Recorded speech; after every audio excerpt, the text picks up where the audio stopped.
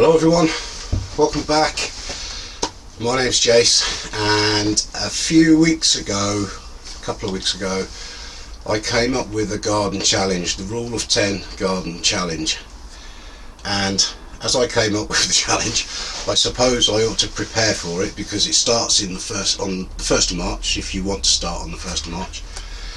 And you've got 10 square feet outside, not in a greenhouse or a polytunnel, because not everybody's got a greenhouse or a polytunnel.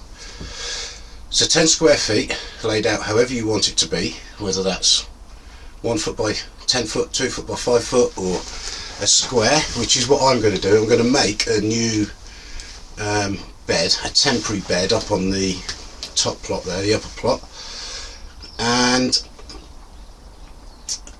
you have to grow 10 crops minimum, and the challenge is for 10 months, and it's how much food can you produce in that 10 square feet over 10 months by growing 10 different crops. But there are a few little rules to make it a bit harder. So no sowing anything before the 1st of March. Everything has to be sown direct, so no bringing things on in the greenhouse or polytunnel and planting them out. Only 50% of the area can be used for root crops at any one time, so you can't just fill it with potatoes and then have a big harvest in June or July. You have to grow 10 different crops. No polythenes, but you can use fleece or mesh because everybody's got access to that, and it's only the main parts of the plant that count. So broccoli, for example, you can weigh the head, but the leaves and the stems don't count, even though technically they are edible. So that's the challenge. A few of my subscribers have taken this up, and it's going to be quite interesting. You know, it's a personal challenge really. There is no prize, but it's to see how much food we can grow in 10 square feet in 10 months using 10 different crops minimum. You can grow 15 different crops if you want to, and it's there to try and encourage people to have a go and sort of show them how much you can actually grow in 10 square feet, a small area. So I'm going to make myself a little raised bed today. When I say raised, it's going to be sort of 8 inches or so off the floor. So it's going to be a no dig bed, and I'm going to show you how I make that out of some old timber that I've got lying around, and how I fill the bed, etc. So let's get on with it. So I need to find some suitable wood.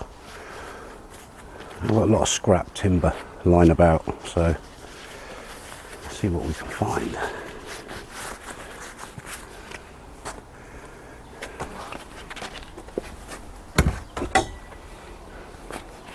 All this timber, it's all from sheds that we've taken down, or stuff that we've ripped out of the house, part of the renovation.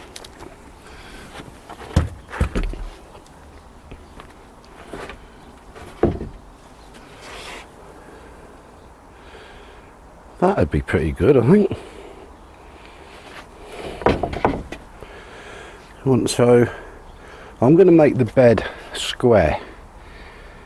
So by my calculations, 3 foot 2 inches that way and that way is just about 10 square feet inside the wood.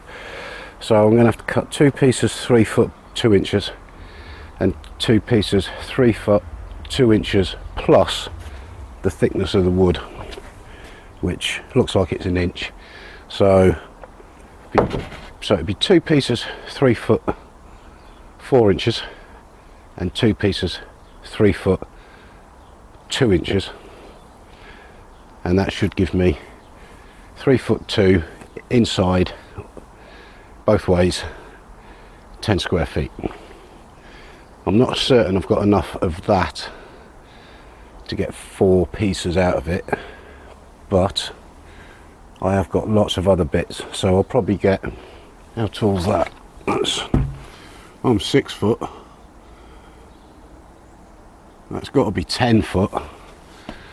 So I'll get 3 pieces out of that, and then I'll have to find another piece for the one side. Right, let's get a saw.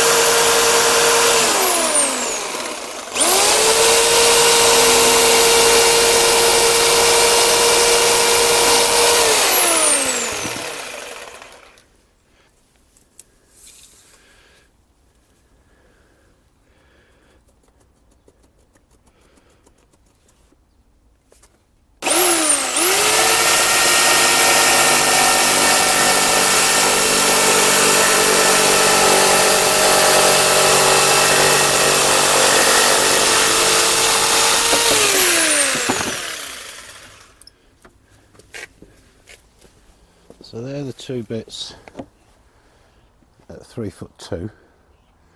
So they're the internal pieces. So now I need 2 bits at 3'4".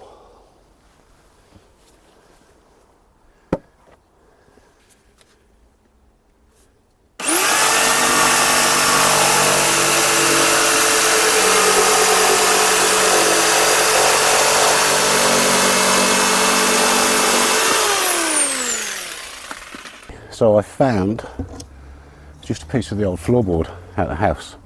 It isn't quite as wide as the other planks, but that's okay. I'll just put this towards the front of the bed, if that makes sense. And I think these are 6-inch boards anyway, so that's plenty deep enough for what I want to grow in it anyway. So what I need to do now is, on the longer boards on the end, I need to drill some pilot holes through so that I can put the screws through into the shorter boards without splitting the ends of the planks.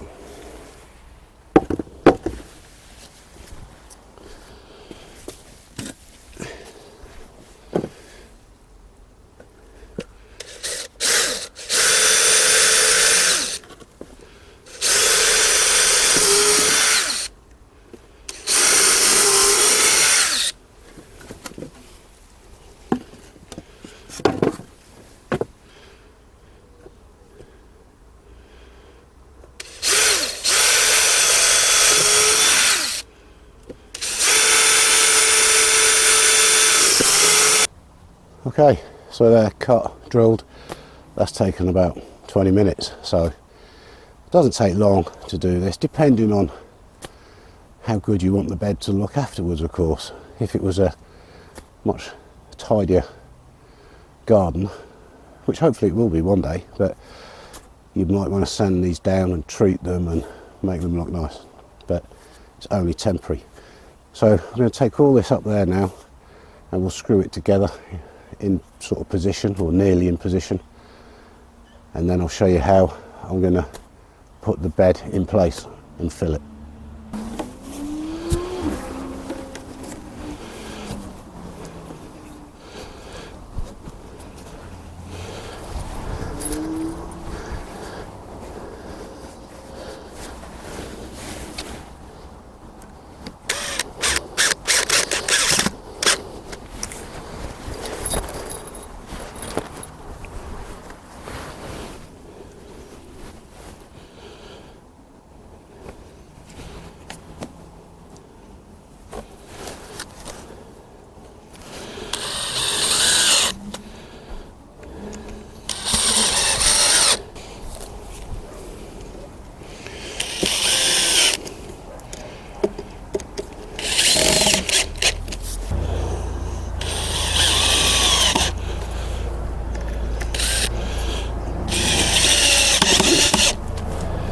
Next step is to position it exactly where I want it. So I need to be mindful of these beds here so I can get the lawnmower between them. And I need to put some cardboard down on the grass to just suppress it long enough for the grass to die off and stop it growing up through the compost and what have you that I put in here. So I'm going to lay this cardboard out, pull any tape off it, lay the cardboard out and put this on top.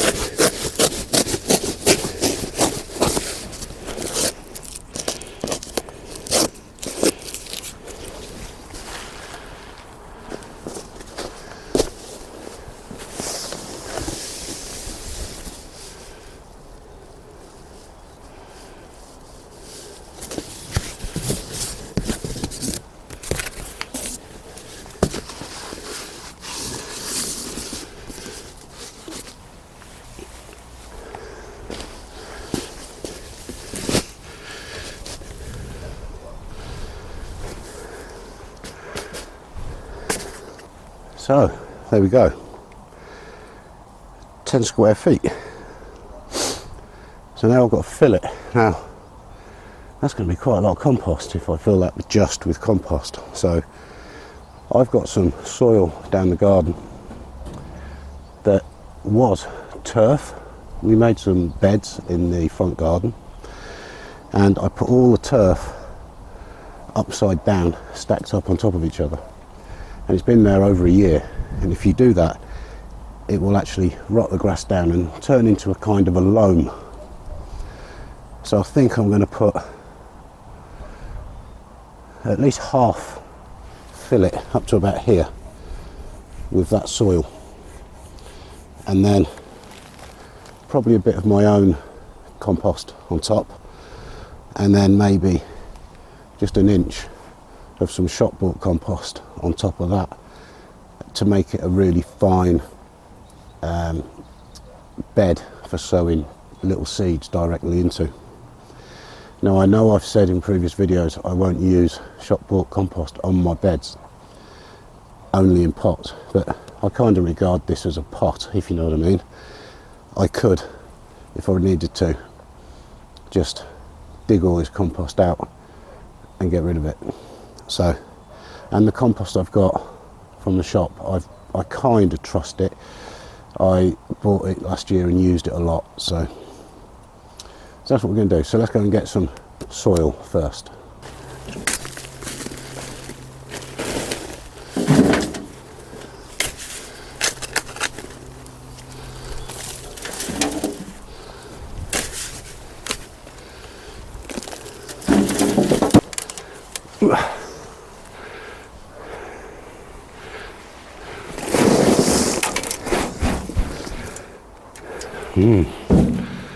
That didn't touch the sides. Gonna need about another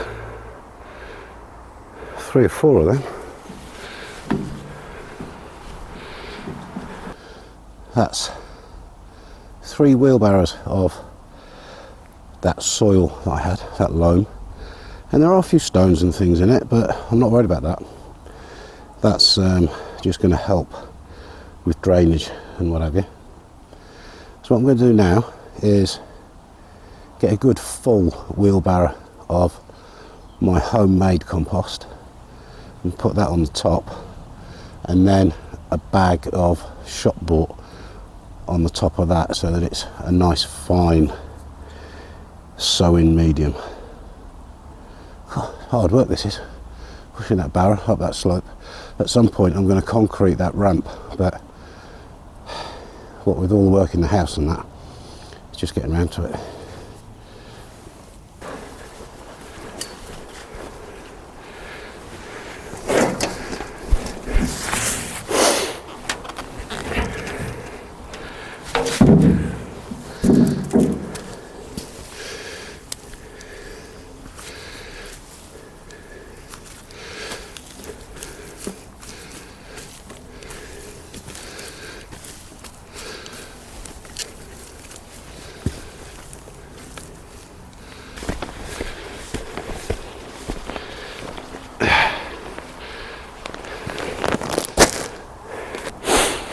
I'm only doing this so I can get some fine stuff on the top. I've overfilled it a little bit.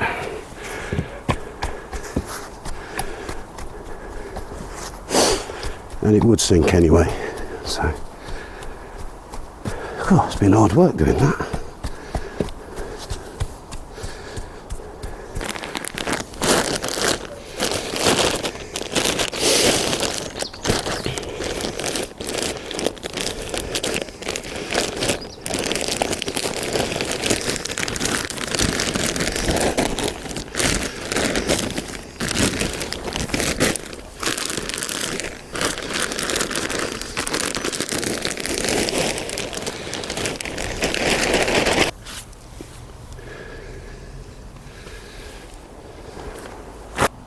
Okay, so that's the bed prepared. One more job to do, and that is just to mark where 50% of it is, split it in half basically, so I know the area that I've got to put my root crops. And I think I'm going to split it that way, so this half will be for root crops to begin with, and that half will be other crops. So I'm just going to mark or measure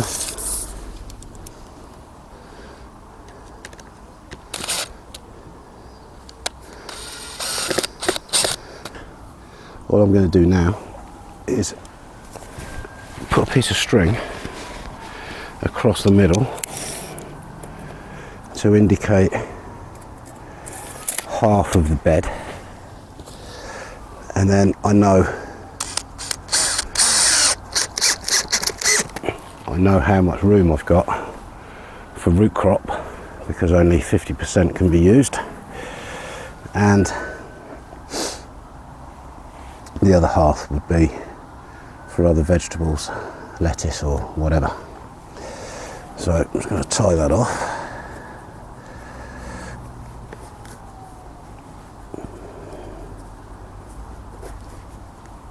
Go. I'll snip the string off later. So there we have it, guys, the rule of 10 garden challenge.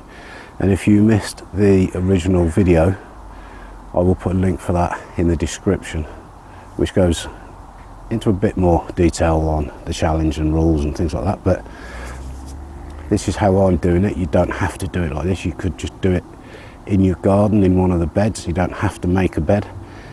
You could dig some area out your lawn. You could even do it in pots, I suppose, if you can work out the area of those pots. So join in, have a bit of fun, see what we can grow in a tiny area like this. So thanks very much for watching. I hope you've enjoyed the video. If you have, please give it a thumbs up. It really helps the channel. And if you haven't subscribed and you'd like to see more and see how I get on with this challenge, then hit the subscribe button, and I'll see you next time. Cheers.